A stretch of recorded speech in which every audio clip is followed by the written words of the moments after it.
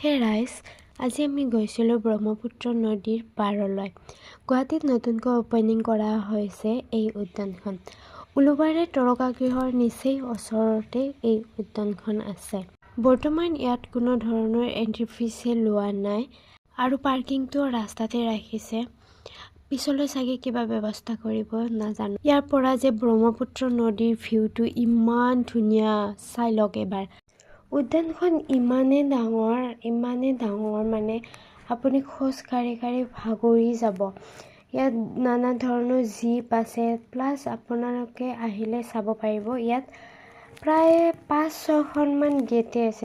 সৰু ল'ৰা ছোৱালীৰ কাৰণে বহুত খেলা বস্তু আছে। সিহঁতে বহুত এনজয় কৰিব পাৰিব ইয়াতে আহিলে। আপোনালোকে চাব পাৰিছে ল'ৰা ছোৱালীবিলাকে কিমান এনজয় কৰি আছে, কিমান ফূৰ্তি কৰি আছে। বাট টাইম লৈ আহিব লাগিব। আৰু এইখন ব্ৰিজ চাওক। এইখন ব্ৰিজ যে আমি বাহিৰৰ দেশবিলাকতহে দেখা পাইছিলোঁ। এইবাৰ আমি ফাৰ্ষ্ট টাইম অসমত অৰ্থাৎ গুৱাহাটীত দেখা পালোঁ।